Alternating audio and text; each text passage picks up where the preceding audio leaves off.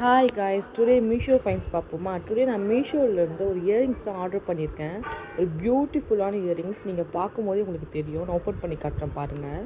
இந்த இயரிங்ஸ் வந்து மீஷோவில் நான் 235க்கு நான் ஆர்டர் பண்ணியிருந்தேன். அவ்வளோ அழகாக இருக்குது. ஒயிட் கலரில் பேர்ல் வச்சு குட்டி குட்டியாக மணி வச்சு கீழே ஒரு ஜும்கா மாதிரி கொடுத்துருக்காங்க.